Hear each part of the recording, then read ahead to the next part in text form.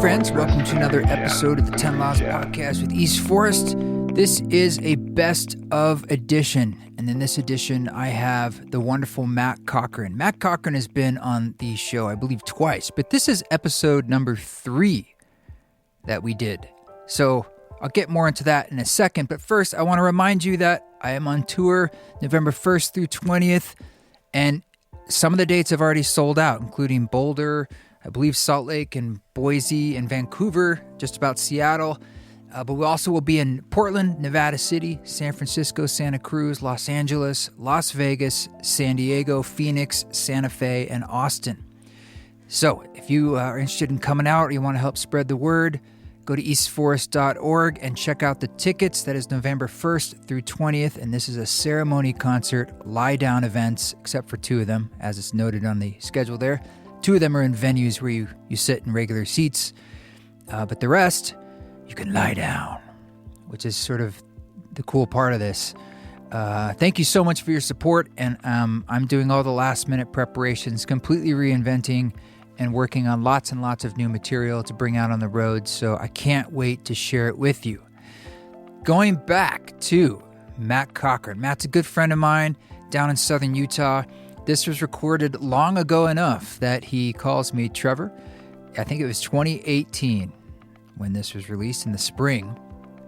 And on top of that, I just dropped the needle on it to check it out. I remember it, but I mean, my podcasting style, shall we say, or interview questions and conversationalist skills were different. So, I'm not going to say worse, different.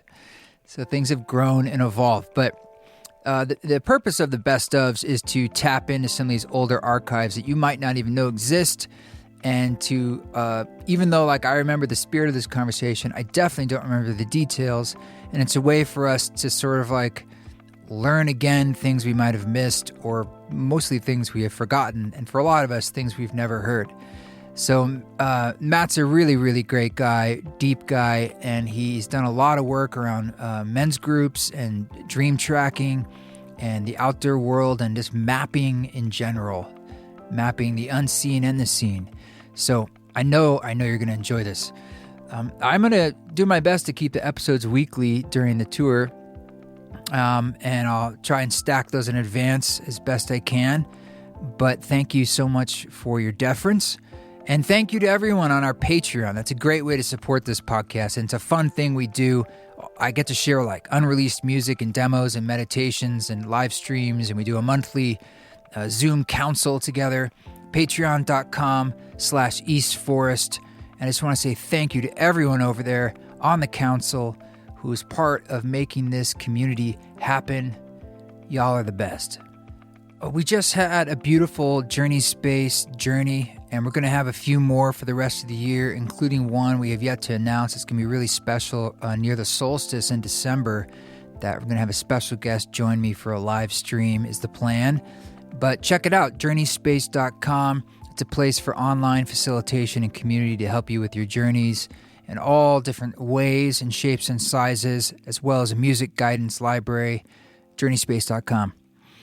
All right, I'm going to get back to my rehearsals and preparations, but first, this wonderful number 3 episode of the 10 Laws Podcast with East Forest with our dear friend, Matt Cochran.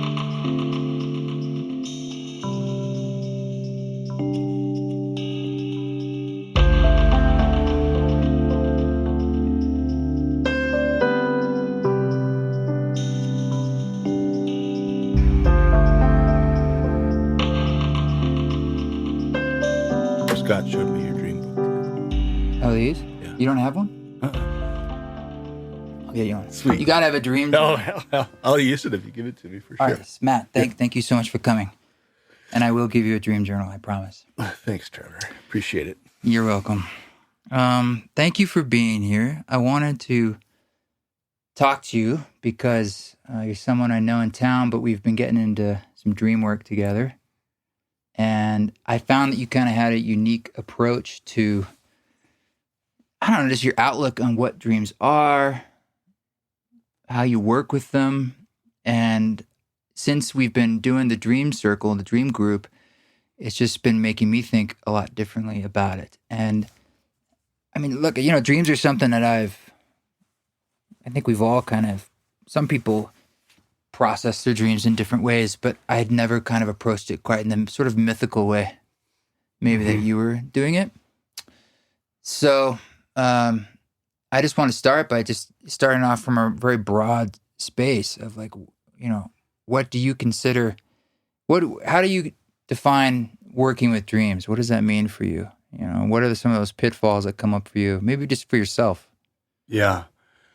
Well, I mean, dreams are interesting because there's a lot of people out there that have formal training in like psychotherapy and Jungian. But don't you have some kind of formal training? I do, yeah.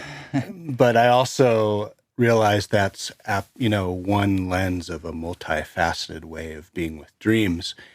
And when you look in beyond the formal training, what I started doing was studying how a lot of indigenous cultures, historic cultures, we're talking from the Greeks to the Australian Aborigines to the Iroquois, how everyone in the past has, honored and used dreams in such a way. And when you start to see that there's not one culture that hasn't been involved with dreams, then you realize that psychotherapy is just one way of looking at things in a dreaming fashion.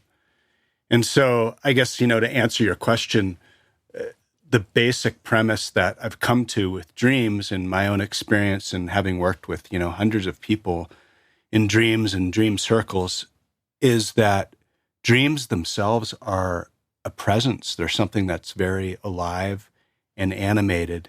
And mainly what if it's been a good day talking to someone about dreams, they have a closer relationship to their own dreams.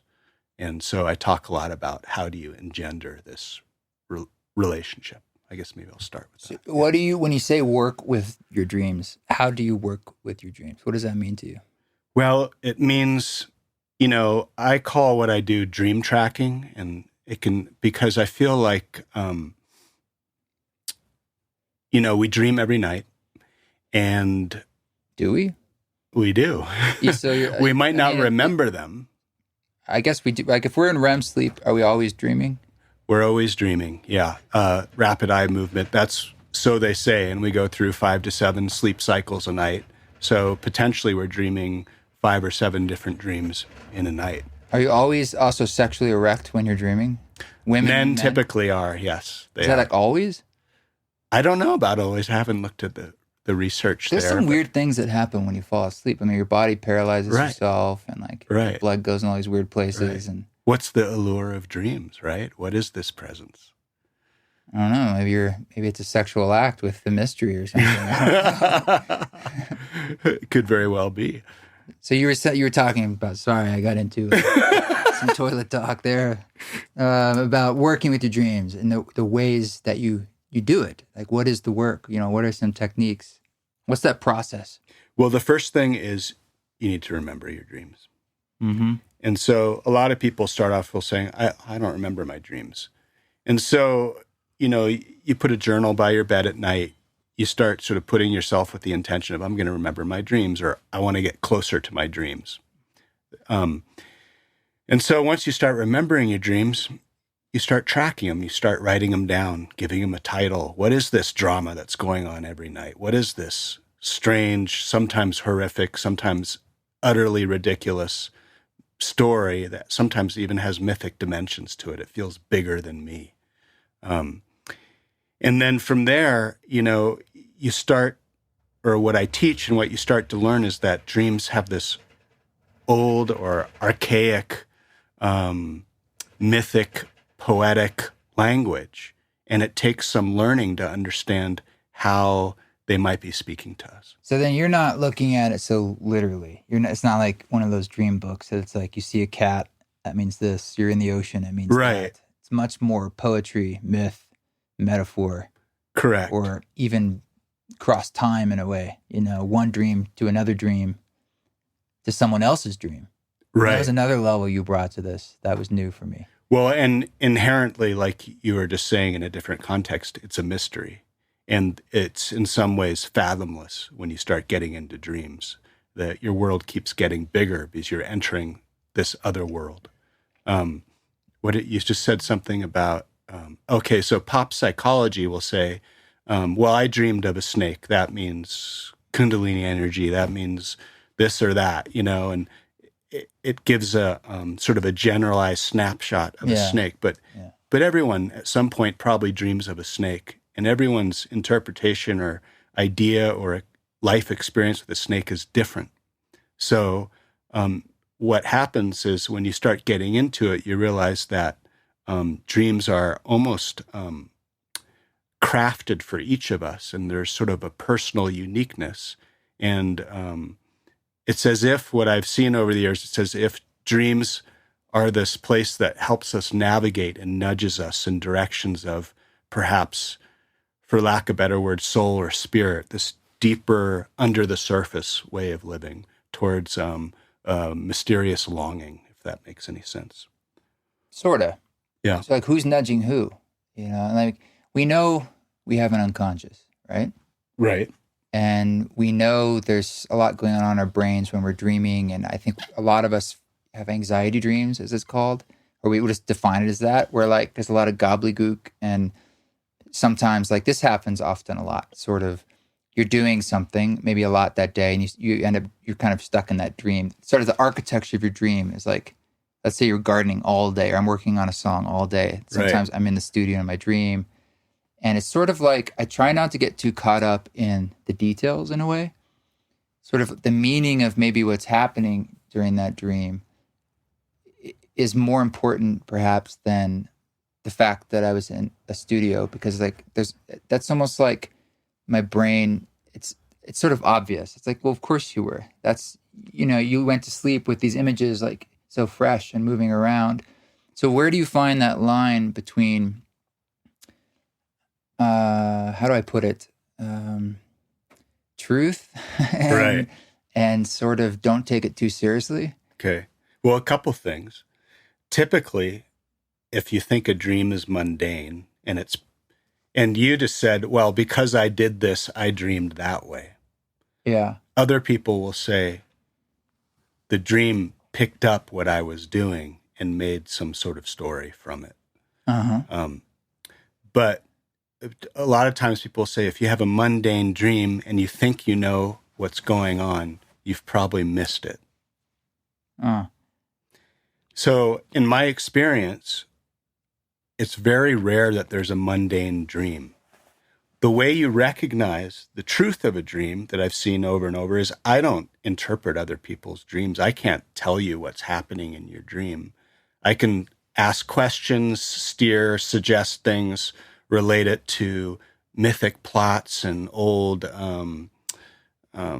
sort of metaphors and analogies, but it's the dreamer, him or herself, there's this moment of inner recognition when something comes true in a dream. So only you can really understand when a dream is true for you. And I think from your own experience already, you know when that's happened. You mean like the dreams that stick out in a sense? Like there's a certain potency to them? Yes. All right.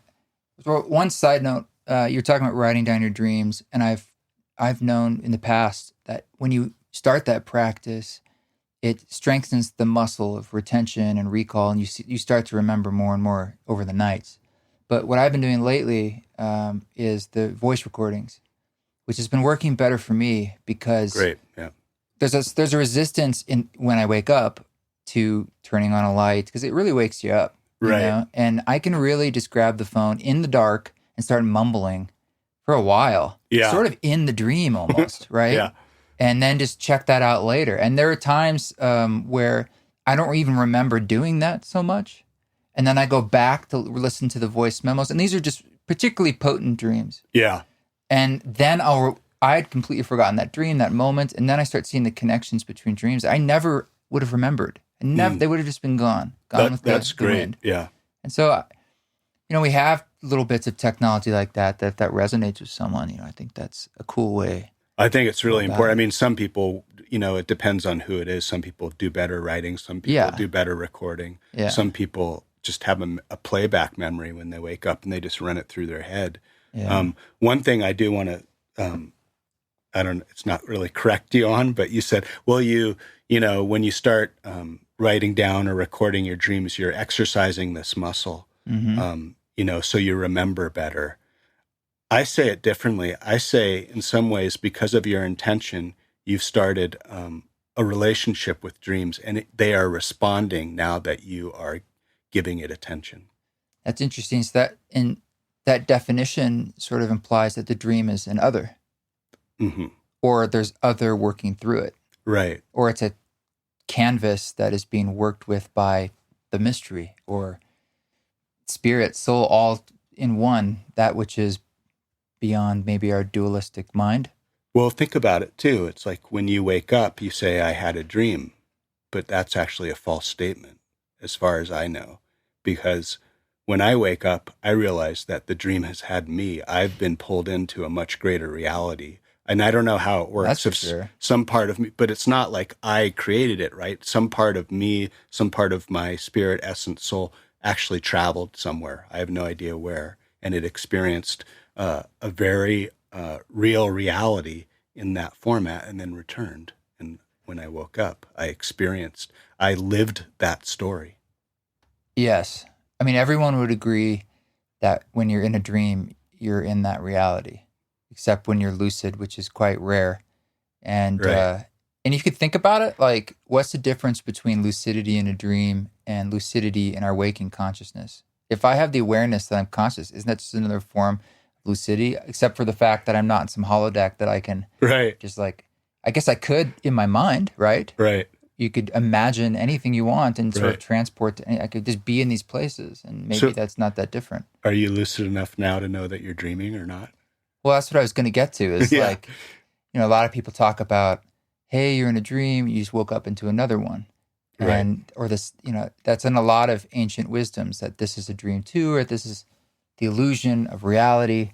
And I resonate with that, just thinking about it from a psychedelic point of view and Right. my own experiences of non-duality, where my brain just went there. And I had a Right. felt experience in what I considered to be waking consciousness of beyond mind. And so it's more of a feeling, a knowing. And because of that, it makes you question. But, when the longer you're, I don't know, there's a little bit of a cop-out to me when people say, well, this is a dream. Or don't worry, just remember, this is some illusion. And there's a part of me that's like, absolutely, I totally get it. I'm with you. And part of me is like, but God damn it, this hurts. Like there's suffering here. And like, Right. And this is within real. the dream, you mean? This is real in a sense of like, I see it and I feel it myself. Yeah. I see it in others. And it's like, I don't want to just throw it away. And I'm just being honest. And the feelings that come up. But when someone says it's a dream, they're kind of implying that it doesn't matter. Right. That's not real. Right. And it's like, if you think about it, of the thought of like, it's even just on the level of neurons firing in your brain, that's exactly the same realness as it is now when they're firing in my brain. Yeah. Yep. So what is it? So, right. And dream is, and a couple of things that from what you're saying, I mean, I agree with you. It's like, I think, the way that the modern world has looked at imagination or dreaming as some sort of illusionary thing or something that's not quite real, I think is a big, big mistake. Well, it's probably a Western thing, right? Right. And it's a fear of the unknown in a way, and the other. That which isn't controlled. Yeah. And the unconscious is what we don't know. We don't know. And, it's the greater realm, and we are just a part of that slowly increasing in capacity each time our soul or spirit has a challenge, you might say. But, like you were mentioning, one of the oldest Chinese texts, the Chang Tzu, one of the great famous quotes, thousands of years old, is, I dreamed I was a butterfly, and when I woke up, I wondered if I'm dreaming that I am a man, or a butterfly dreaming that I'm a man. And the question has gone back and back and back. And so a question that I hold in my own mind is, okay, dreams actually, everything dreams. We watch our dogs dream when they're sleeping. Rats dream. Right. I mean, I guess we don't really know if trees dream and so on, but, ancient cultures believed everything dreamt. The earth was dreaming. Yeah, if you look at it from a perspective of octaves of consciousness. Yeah. Yeah. And then evolutionarily, though, why is dreaming here, right? It's been with us from the beginning. There must be something incredibly crucial to it. One way I try and sometimes describe dreams to other people are like, what is this presence that comes to each of us every night if we, create the ability to remember them and come into relationship with them? What is this presence that brings these stories to us? And, why are they crafted uniquely for us? It's not like I have to go depend on or pay a guru to me, there's something inherently I can trust. It's not some marketed thing. It's not a divination deck. It's not that has 52 ways of possibilities, right? With the dreams, infinite information comes through every night, and it's tailored specifically for us. That's my experience. I mean, that blows me away. Yeah, I mean, what is the thing that's working with us? Because right. I think that's what freaks people out is there's so much information. You can have so much go on in one dream. And I think a lot of times you wake up and without any sort of information on how to work with this, the feeling is just, the fuck was that? Right. Right. I'm sure we all have those dreams. It's just what in the world was that all about? It's just like, I don't know where to start. Right. And one of the most sort of basic languages of dream is it speaks through emotion. So you wake up and a dream's grabbed you, right? But you're in grief, you're angry, you've been horrified, or you've been in some sort of ecstasy. But dreams want to be remembered, and they sort of imprint us with very strong emotions, things we might not even be able to touch in the day world, because they're so anger. Because dreams can be incredibly violent. You'd be arrested if you did anything like that in life. But there's a different even morality within the dreamscape. Yeah. And so I've had many dreams where I wake up and I'm so glad when I realized that moment it was a dream. Right. Like the horror of the reality of whatever crime I'd committed or whatever I'd done. Right. And then you wake up and it's like, oh, thank God, praise Jesus. That was a dream. Yet at the same time, who's commenting on the dream now? God, it's like sort of but it's sort of like your ego or your waking consciousness, a smaller part of yourself. And then, so what I have people do is, here's an example. And maybe not as horrific as the dream you were talking about. A woman I know dreamed that a grizzly bear was chasing her. And she came into Dream Group that morning and she was upset. She was scared and she was angry because she's like, I can't believe this bear's chasing me. And, it's got to be bad. And it's sort of literal. And just like sort of a bodily fear.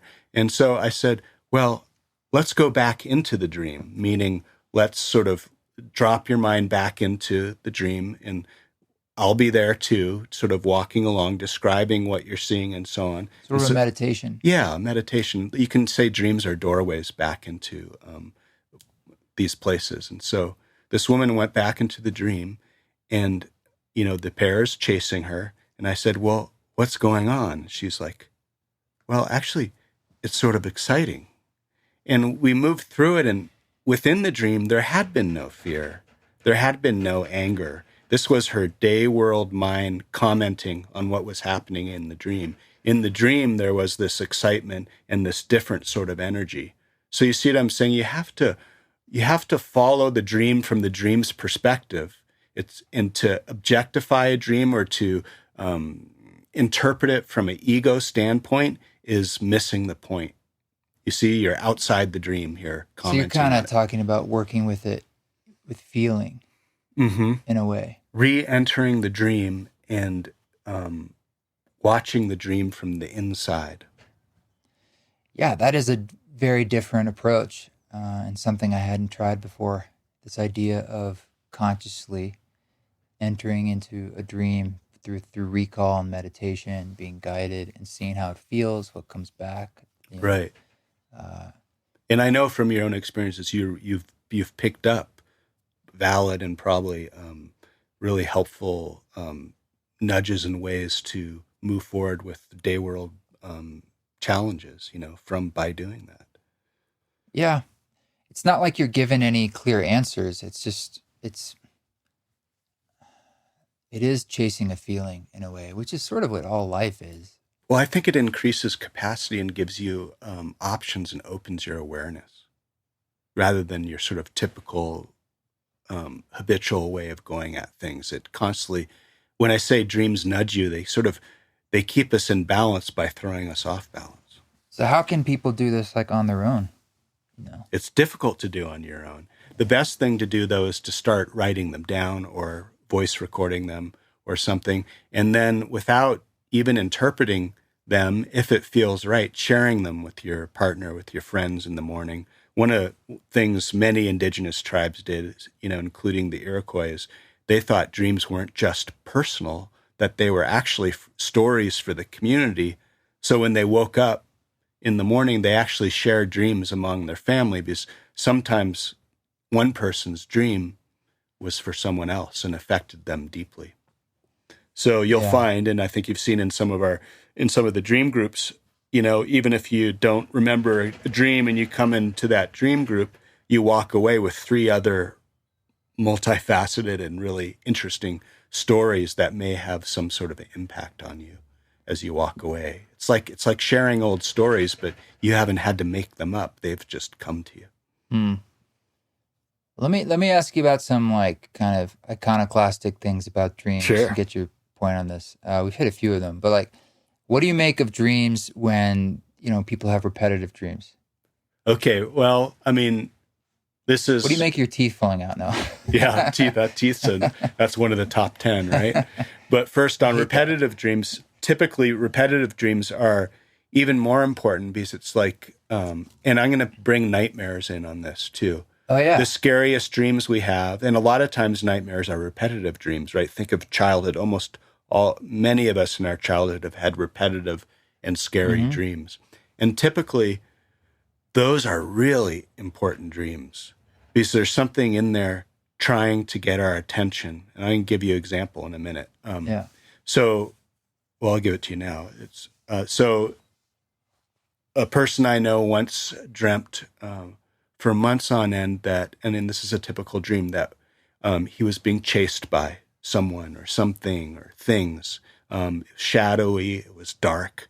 And that feeling that you're trying to run away, but your legs slow down.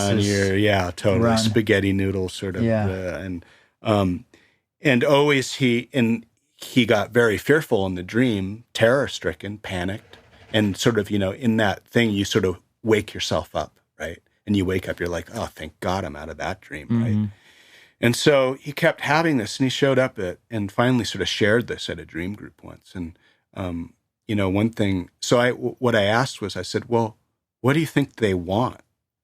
And he said, oh, I don't know. I said, well, maybe if you get a chance and you can get through your panic and terror, you might ask them, if you dream this again, what is it they want? And so, that's sort of a form of lucidity, though, isn't it? For him to even remember that? It is, but you'd be surprised that it can, how that lucidity works. I can't define for you, but sometimes, it's like setting an intention, trying to get some information, becoming lucid, right? And with a repetitive dream. So he, weeks went by, and then one day he showed up at the dream group, and he had this sort of smirk on his face. This is sort of his style of being amused and like, oh, something happened, And so I said, well, what happened? He said, well, I was able to turn in the dream, finally, and just said, what do you want? Ask them what they want. And these things that were chasing him said, we're actually your friends, and we've been trying to catch up with you, but you've been moving so fast, we haven't been able to catch up with you. And so he was one of those guys that just he had a fuse lit under him, he was go, go, go, go, go. And so the dream was, saying basically, maybe you should slow down. And this thing that seems to be chasing you is actually your ally and not something to fear. And it's just asked you to slow down so we can catch up. And, I don't know if that makes some sense, but it's interesting when you face what terrifies you. Yeah, that interpretation or that story, whatever you want to call it, has a fairly clear meaning. And if you're not looking at it like, the typical, something in a dream represents this, then that's more of like a message. Right. And these people who say they're his friends, message from whom? A message from his soul guides, from his unconscious, all of the above. Right.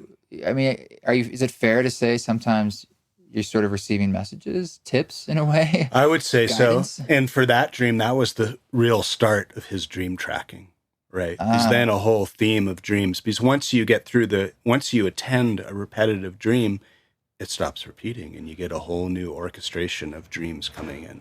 And so a whole new pathway to follow. What do you make of in dreams when you see dead people? Well, or you're in the dream, you feel like you're communicating with that person. Sometimes it's straight someone up. who's dead. Yeah, sometimes it's straight up. You're having a conversation. Yeah. Sometimes it's you can just sense that's what's going on. Right. And that's for a lot of people, that's very positive and healing. Yeah. And profound. Do you take credence to the thought that this is a way for things of other dimensional realities to cross into our own lives? All of the above. But usually what I say when people dream of someone that's died in their life and that person's visiting in a dream, I say it's a gift. Yeah.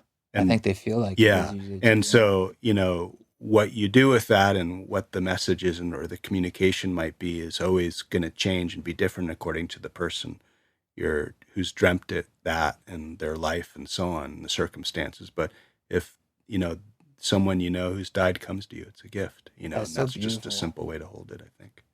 So, yeah. And I think many of us have had those visitations for sure. What do you make of premonitions? When you dream something that you feel like is clearly in the dream, it's in the future. The person feels that it's a sort of message to them or others. There are many, there's so many different types of dreams, and dreams certainly are prophetic.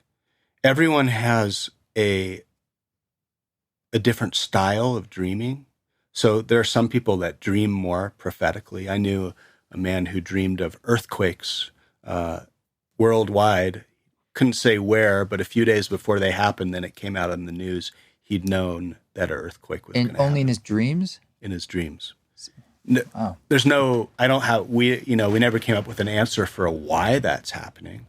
Yeah. But, and so dreams can be really important that way. Like, we've been talking about, well, dreams are metaphorical and they're myth-like and they're telling stories that aren't so literal, but sometimes dreams can be completely literal. Someone dreams their partner's driving over the mountain. The next morning at mile marker 57, they hit a snowbank. When you wake up, you want to do your literal test, check, say, okay, is that something that I should attend to? Right. If so, hey, honey, before you drive over the mountain, be really careful at marker 57, or don't go over today.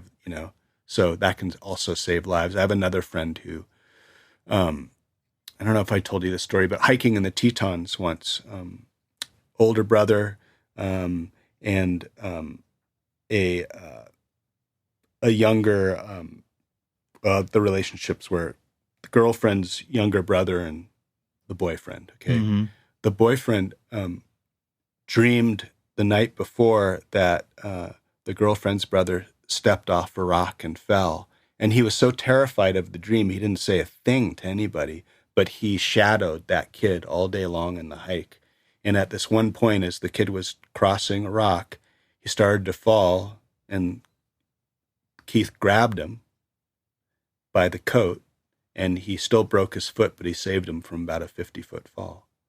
And he Wow. didn't want to talk about that dream because it upset him so bad that he actually, even though it saved the kid's life, that the premonition just scared the crap out of him. So It's a lot of responsibility too. exactly. So To acknowledge, in a sense, right. the power of what's coming through. You want to pay attention. Exactly. Yeah. And so what is this information that comes through dreams? Déjà vu, French for already seen. Okay. Is that what it means? Yeah. Already seen. Right. Uh-huh. So we've all had that feeling, Mm-hmm. right? Most people think they come from some previous dream that you may have forgotten. That sort of all of a sudden that visceral body sense that, oh, I've been here before. It'd be interesting to hear like a neuroscientist's approach to the evolutionary purpose of dreaming. Yeah, There's and gotta even be to some track the theories. neural pathways when you're dreaming, what's happening up there, you know? Well, doesn't your brain light up sort of like it does on a psychedelic? Like different parts of your brain are connecting and lighting up? Yeah, I don't know for sure, but I imagine that's the case. But there's also something more going on than neural pathways in the science, right? Sure. I was just curious. Yeah. Like, I really don't know what the purpose what the theories are and the physical purpose of dreaming. Right. There must be theories. And I'm Right. sure no one really knows. But we know that if you don't sleep and don't dream, eventually you go crazy and die. Like, Right. Sleep deprivation isn't necessarily lack of sleep. It's the lack of dreaming. It's the lack the REM of... is what's so important. Right.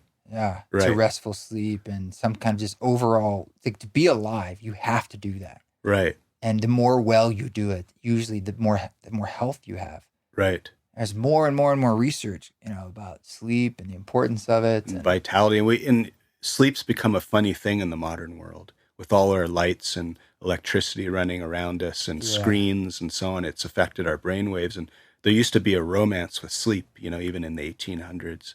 And they used to say there was a first sleep and a second sleep during the night. And you woke up in the middle of the night and you were in this. You talked about waking up and not wanting to turn on lights. Yeah. Back when there was no electricity, you woke up in the middle of the night and you had these several hours of being sort of in this half awake thing. And a lot of, indigenous cultures and historic cultures would talk to each other and tell stories then, or do something in the dark, and then go back for their second sleep and dream again. It's just so different than it was. Like people loved, they sort of courted sleep. Yeah. It was this way different thing than saying, shit, I need to get 6 hours tonight before I got to get up and go to work tomorrow. Right. We've heard about people who smoke pot who don't dream much. And then it's something about the melatonin. And then when they stop smoking, heavy pot smokers report that they just dream like crazy. Really? That's Yeah. interesting. You think it's, yeah. It has something to do with when you smoke, it uses up melatonin, something like that. Yeah. And I've heard some smokers will like take sublingual melatonin as a way to help them dream and stuff. But, I mean, they're obviously dreaming. So it has something to do with memory. Well, you wonder if, if they're sort of in a state of dreaming when they're high anyway, so they don't need, the brain doesn't need to, right? To some That extent. actually could be too. It's the brain's just like, I'm good. So Yeah. we can just chill. Right. Yeah. So I guess which route do you want to take? I don't know. My sister says she doesn't dream, but she doesn't smoke pot. Right. But I would presume she's just not remembering them. I don't know. It's very strange. Mm-hmm. You live a fairly untraditional life. Yeah, in the American sense. I mean, you've been living out here in southern Utah for 10 years? Yeah. About that. And you live fairly off-grid-ish. I mean, more or less, for all intents and purpose. And recently, you've sort of completed your own house. But before that, you're living in a yurt, right? To sleep. A wall tent. Yeah. A wall tent. Yeah. And you have a little Airstream as a kitchen. But you're outside a lot. And you're very much... you and Constance, your partner, are very much in the rhythms of the land. Like today, it's so windy, and you're well aware of that. Like that's part of our lives and part of your life. And you guys grow a lot of your own food, and you do it, right? You're doing that stuff. And I'm curious if you noticed a change, if you can remember back from before that. I'm not really sure where you were before, but if as you got into these natural rhythms, especially when you're in one place like that, if it deepened your experience with your dreams, deepened the messages and the myth that was coming through. Well, You know, before, and before Where were this, you before? I was in Missoula, Montana for years. And I did live in the town, but I still spent an enormous amount of time outdoors. And I was a mapper and a surveyor back then. So I was outside and, mapping basically wilderness areas and boundary work and stuff. But I did have the traditional, you got to get up and go to work. And there were the stoplights, and there was the alarm, and there were the roommates, and there was, that whole sense of things, of life. I call it a stuttered life, because you're always stopping and starting. So what's the life part that you're interrupting? The moments of not doing? That's a good question. But what I found then was I dreamed intensely back then as well, as if the dreams were actually disrupting what I was doing in a way. It's a longer story, but they nudged me out of that place. I would say since I've been here, dreams have become less of a cerebral exercise than an embodied living. And there's some days, and I'll speak to this in a sec, there's some days where my waking life seems very dreamlike. Like that bridge has been crossed. And so how I walk through life, I'm sensing, living, witnessing bigger stories in my day world. Does that make sense? Oh, totally. Yeah. I mean, it sounds beautiful. And so, and caught in and the small shit too. It's more of well, yeah, you can never escape But you know what I mean? There's always that overarching awareness. Maybe that's what something about when you're more ensconced in nature is that it strengthens that connection to the larger, to your sense of self that's bigger.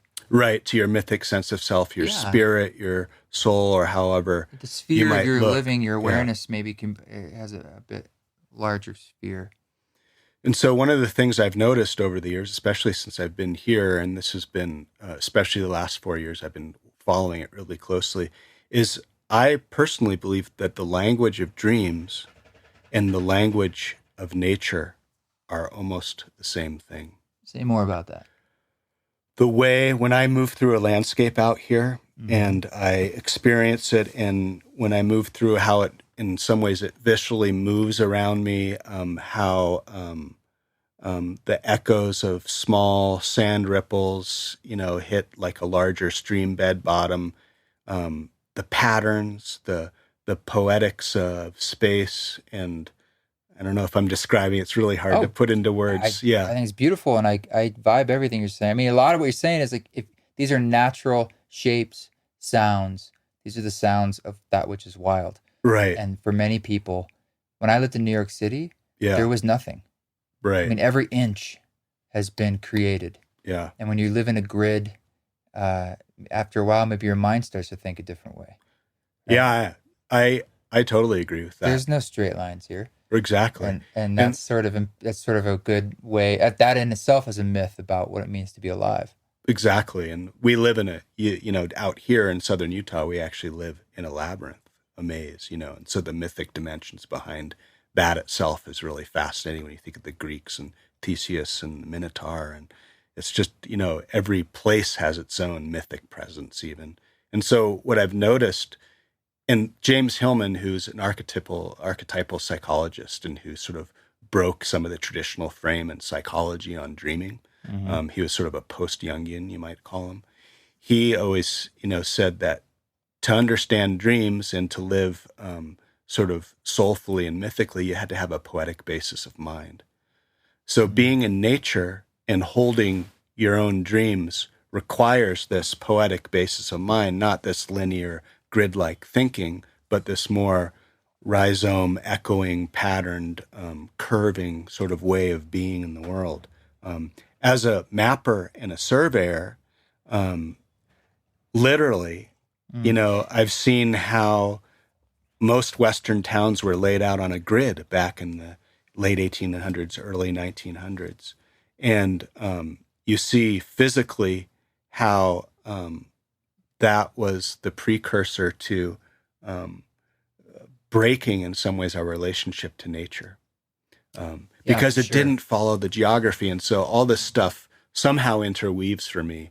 And it's funny, you could say why I call what I do dream tracking is inherently related to the mapping work I was doing in what I jokingly call the default world back in the day when I wasn't as close to nature. So aren't maps like the Forest Service maps? They have that grid, and if you want to buy parcels of land, you do it in these 90-degree angles. right. And there's, I think Ron, the ranch, is trying to buy this piece, but he's trying to make diagonals, which sometimes they'll let you do. Really? Yeah. Yeah. Because right now it's like steps. It looks like, Oh, okay. Yeah. So there's like the corner of a building, like just the corner is technically on Forest Service land. Okay. Which is a problem. Right. Because of legal stuff. Right. Because of someone legal hurts stuff. themselves on that corner. Right. If I was, hey man, we don't want to deal with this. Well, the original 13 colonies were mapped by geography. You followed the curving of the waterways, the ridge tops, the valleys. Well, it's simpler in a sense. Right, and so you notice on the East Coast, many towns are quaint and the streets are curved and so on because they originally designed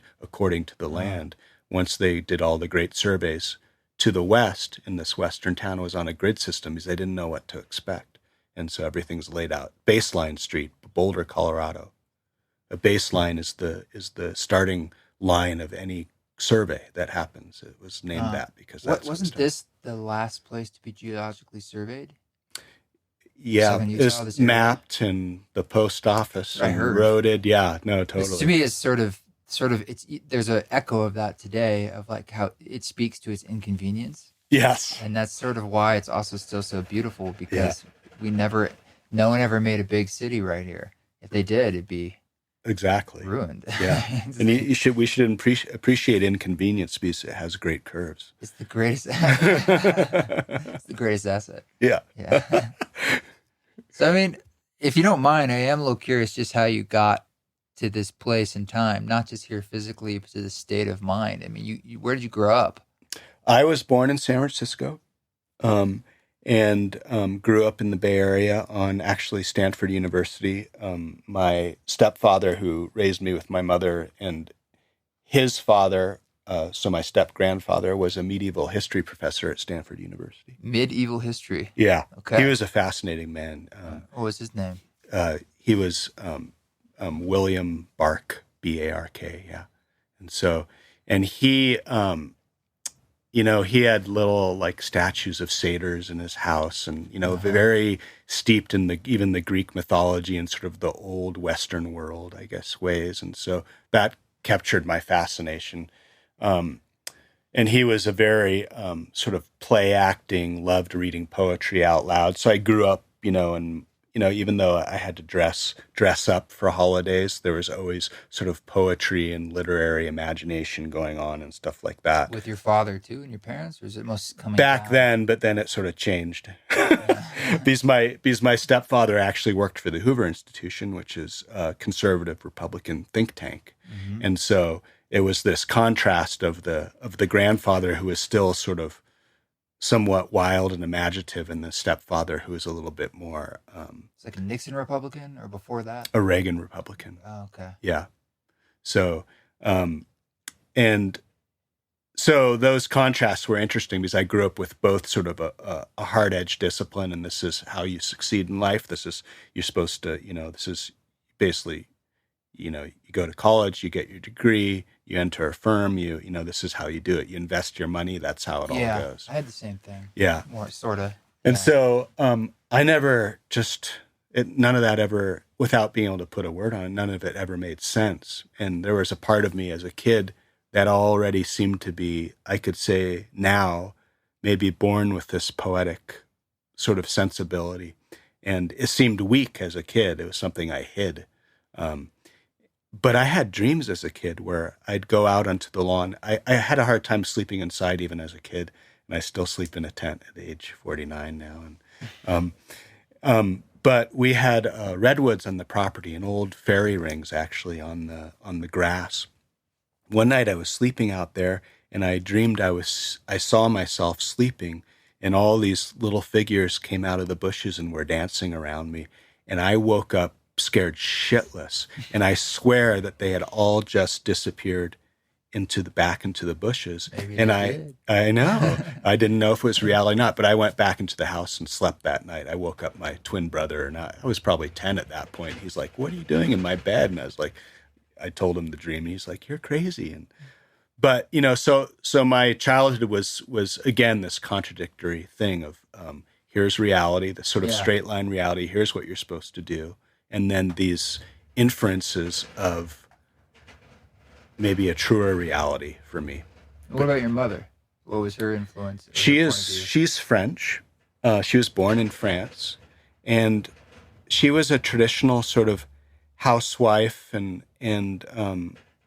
very caring, very nurturing, but not a lot of influence on who I was, the direction I was going. She was sort of the grounding aspect, but she never, she just accepted who we were. So this male lineage is a bit more formative for you. It was Sort of the definitely tug more, and pull of exactly. what it means to walk the world, Right. and how to do it. Yeah, this is a measure of success. This is how you follow it. And that never worked for me. When I got to college, I ended up going into geology because field work, we always got to travel and camp. Be outside. And I just had a nap. All through my 20s, I couldn't sleep inside. So whenever we went anywhere, I was always setting Literally up and camping. couldn't sleep? Literally Or you couldn't just didn't sleep. like it? I didn't like it, but I had a hard time sleeping inside. And so I've spent more nights outside than I have inside in my lifetime. The winter too? In California, it's not much of a winter, but in the winter too, even here, I mean, a wall tent, I don't consider inside because you can hear the owls and the coyotes at night, right? Yeah. And the wind and the Do you have a rain. wood stove in there? Do have a wood stove, of course. Yeah, of course. Comfort's Insulation? important. Do you have any bales or anything? Or we hang wool blankets and insulate in between in basically the you winter. got to keep that fire on. Yeah, you got to cut more it's wood cold. than you need. Yeah. Geology led to mapping. And so most of my life I was wandering upon landscapes, taking it in. What are these places? I lived in Montana for 14 years, rivers, mountains. And slowly I felt like that stuff seeped into me, and that's what makes me who I am. And so this idea of places, dreamscapes, landscapes, they've shaped what I am. And I feel like I'm in a symbiotic relationship. My life is sort of co-evolving with the places I've been in, if that makes sense. Yeah. Do you feel this is something anyone can do, or is this something you have a particular predilection for because of your upbringing and your mind and the ability that you've been outside so much most of your life? I don't know. The modern world is the modern world, but to me it seems like a very natural way of living, or as water flows, the path of least resistance for me. And it's given me an immensely rich life. I can say I've had teachers in life, but I know the best teachers I've had are dreams and wild nature. So if you say it's difficult to do on your own, kind of like re-enter a dream and work with them, what have you been doing? Have you had teachers, or what? I mean, you obviously have a very intimate relationship with your dreams. So aside from writing them down or recording them, right? So what do you do? In Missoula, I was at the crux in my mapping and surveying career of here I am mapping a landscape. I'm setting linear lines on it, cutting it up. Doing everything we've been talking against, interpreting it, sort of objectifying it in a sense, but sort of unconscious of it for a long time. Because basically, I was falling out an explorer's myth. I want to walk the land and wander it and discover and be in nature. But at the same time, this mapping is contradictory to it, right? You've heard the phrase, when the map becomes the territory. Exactly, yeah. The map is not the territory. That was a slow process where maybe you started to wake up. Or like, wait a minute, is this map becoming the territory? It actually ruined me in a way that I couldn't define to my friends. It sort of started breaking me open and causing, in some ways, an illness and certainly a disturbance in me. And along that time, as I was very much against what I was doing, even though I was doing it, I started having some dreams that started knocking me flat. And one dream in particular, was this dream where I'm looking down at a boat that's gotten stuck on a sandbar, and it's been trying to, and there's an island just ahead of it. It's been trying to get to this island, and it got stuck. It's like so close to reaching this place it's been trying to reach. And I'm witnessing this in the dream. All of a sudden, a wave pulses off this island, which is sort of counterintuitive. Usually the waves come from the other direction. Yeah. And it comes out and it lifts the boat off the sandbar. It turns it 180 degrees away from the island and sends it back out to sea. Mm-hmm. At that moment, this huge grief within the dream erupts in me, and I realize that I'm the pilot of that ship and I'm asleep under the decks. And I wake up weeping.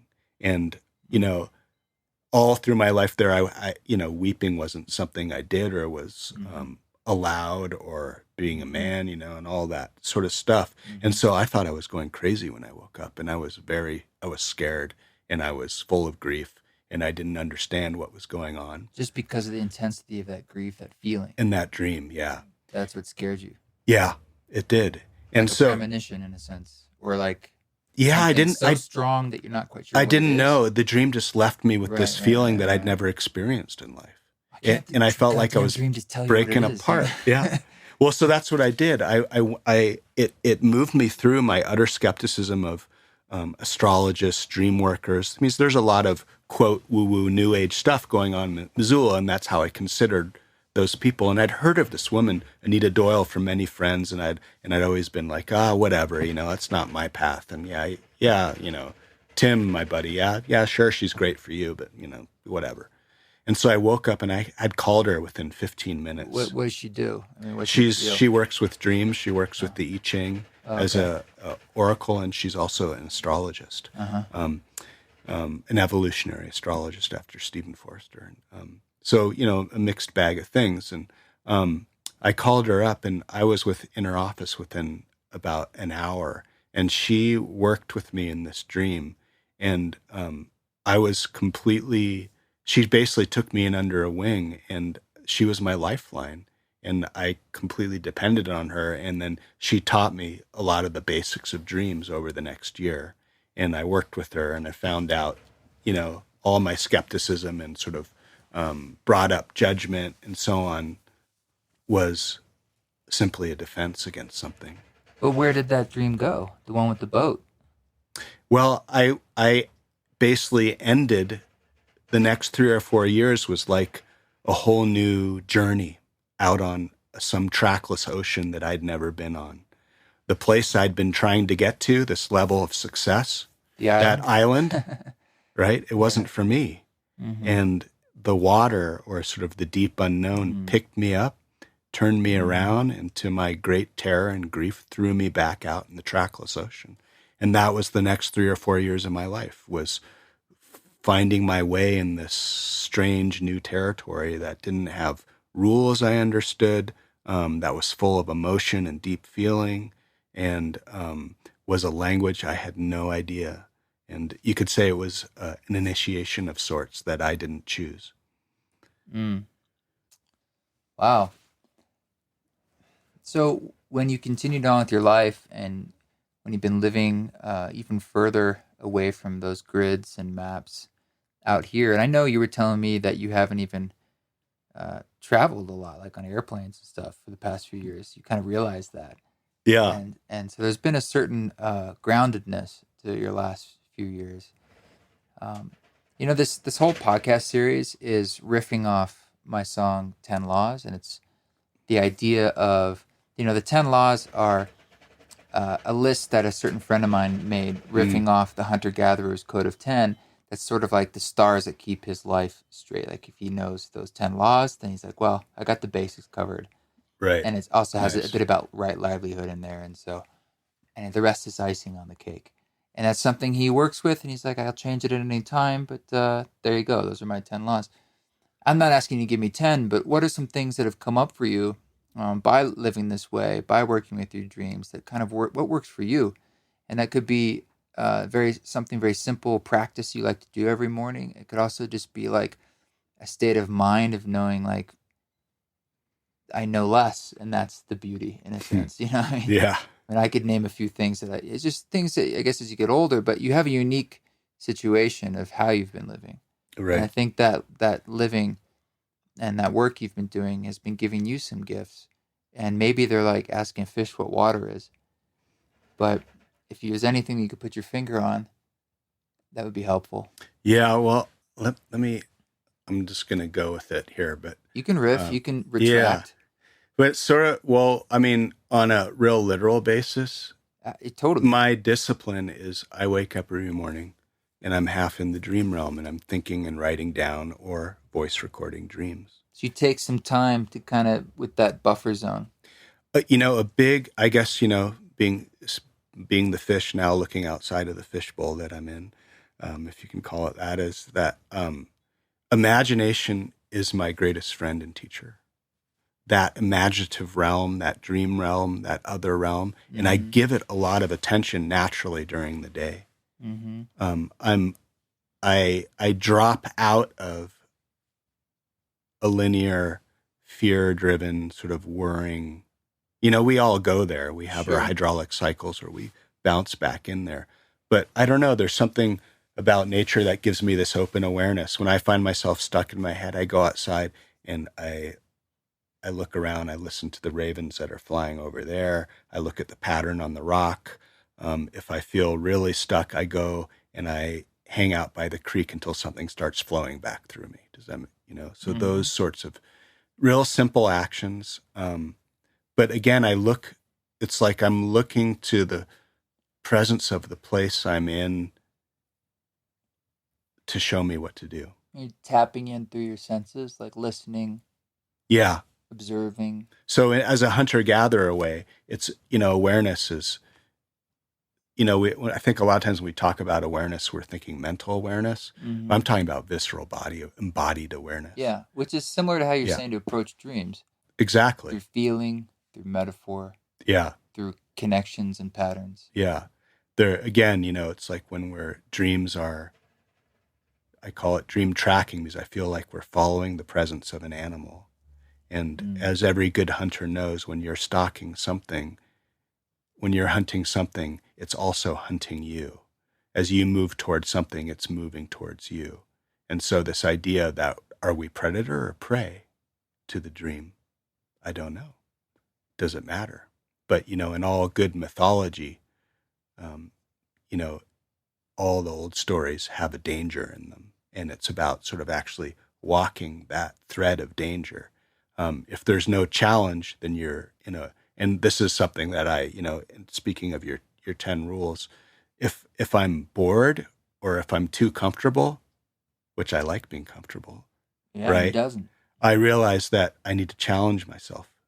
And then, I go through this pattern. Okay, what's my new challenge? And I get angry because then once I challenge myself, then I have to follow it through. And part of me is upset for upsetting my own balance. But it's this tricky thing where you have to nudge and poke yourself too, to keep that spark and that spirit and that fire alive. And so, yeah, like if you're not challenging yourself, or I guess we all go through challenges, but it's difficult to walk through life crisis to crisis. right. So there's those middle grounds and you're just like, oh, when's the next thing coming? Right. And then it's this weird like wave thing versus like, then you just feel like a buoy in an ocean being bounced around. Right. Jung always said, I think he had it carved, Carl Jung, he was, regardless of Jungian psychology, Jung himself as a historical character was a fascinating man, and carved over his door. Yeah. He said, whether you know it or not, the gods are here. In other words, or something to the extent that what you don't face on the inside then comes to you from the outside.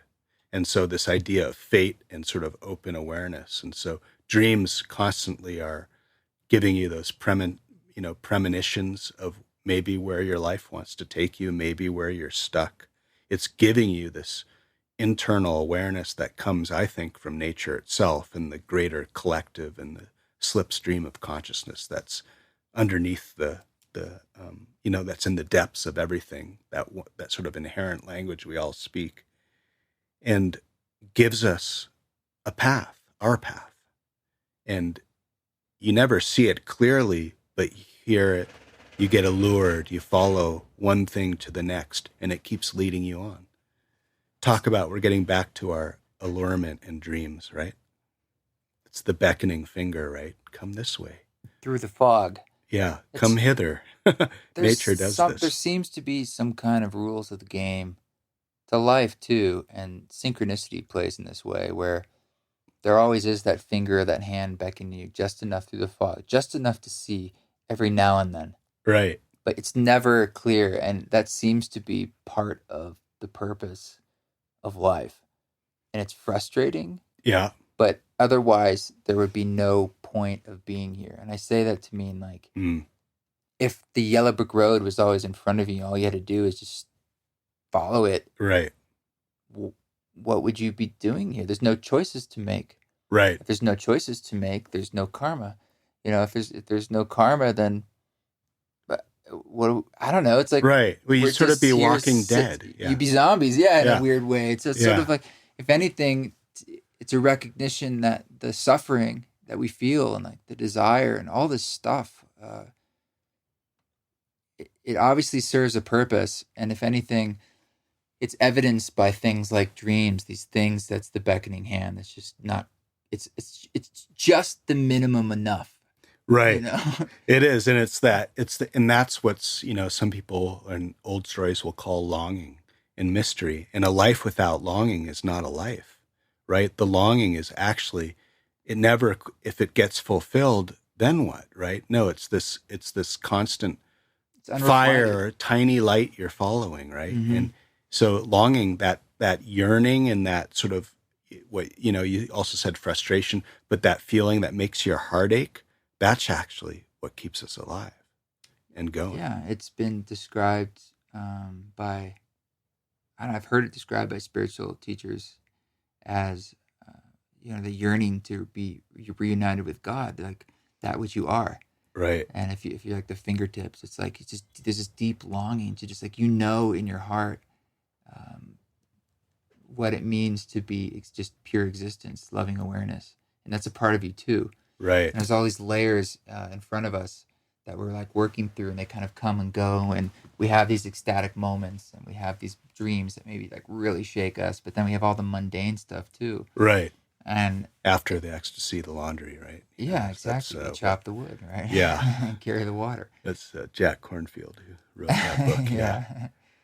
Yeah. So anyway, I think it's a great reminder what you're talking about. And I would think that the more you do things like work with your dreams, track with your dreams, it seems to set your mind and your body, it tunes the antenna to notice the larger patterns in your life and the larger myth that you are living. Because this stuff is going on all the time. It really is just a matter of how much we're paying attention and how much choice we're putting into working with it. Right.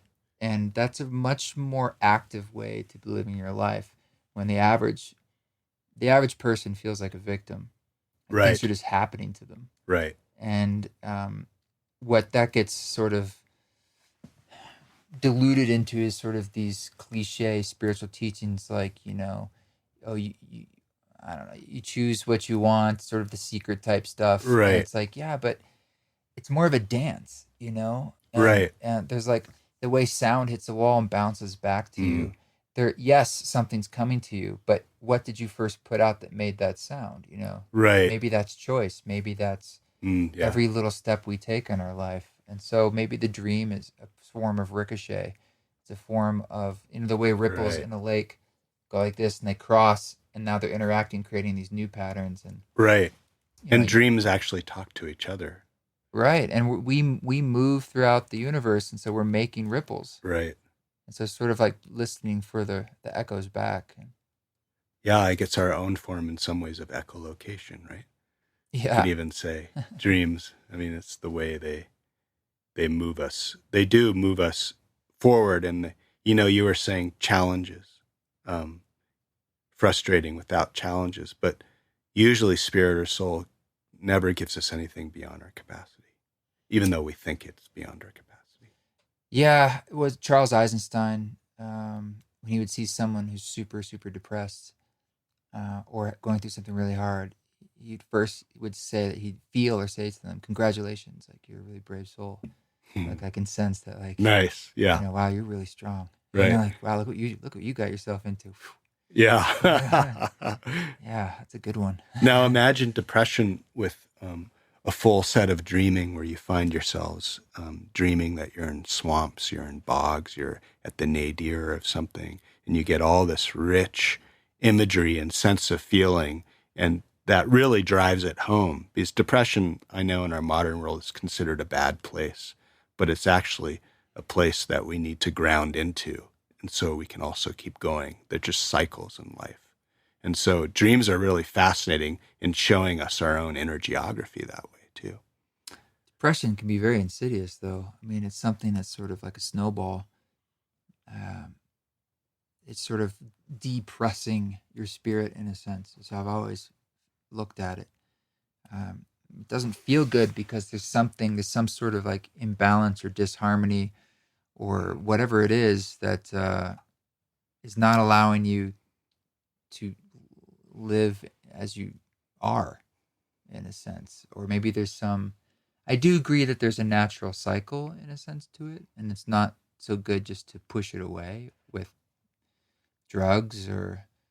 Well, I think, yeah. And like, I think which a lot of people do. I mean, right. But drugs without the imagination and the talk therapy and so on is a way of not actually addressing what's going on. And there's some belief, and Hillman would talk about this too, that soul is the veil, the valley, and spirit is the peak.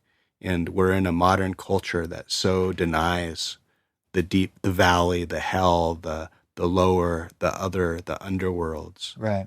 That now we don't know how to survive in them, and we become victims in them rather than seeing them as something equally important as a heaven or a high place. Oh, for sure. It's written into our Constitution. Right. The pursuit of happiness. And so, and that's just one way of looking at it. But again, dreams literally give us, the geography, and places in dreams are really interesting because where they place us is big indication of things. Wow, man.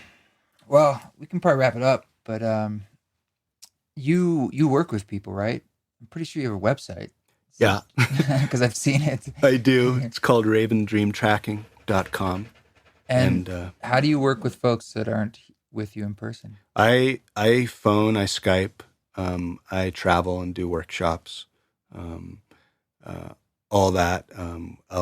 Constance and I will even take apprentices here for more than just dreaming, but dreaming's one aspect of that. If you want to be close to the land and work, we'll customize things to work things out that way. So, because, dreaming and being in a wild place are the things I like sharing together. So, well, those are two good things. Yeah. Well, thank you for doing this. I appreciate it. Well, thanks so much, Trevor. I really appreciate it too. Yep. Keep dreaming. Thank you, Matt, for letting us resurrect you from the digital archives. And we'll get you back for a freshie. We'll do a freshie episode. This song that you're hearing in the background is called Second Attention, and it's from my first record, The Education of the Individual Soul. Originally, it was going to be called Migration, I think, because there's these geese that I recorded when I was in Salem with my parents. And I was like, pull over, there's like 1,000 geese taking off on that football field. And I recorded them. But anyway, Second Attention, sort of a term for like the psychedelic space, kind of, sort of when you're in the Nagual or the Numinous. So looking forward to that.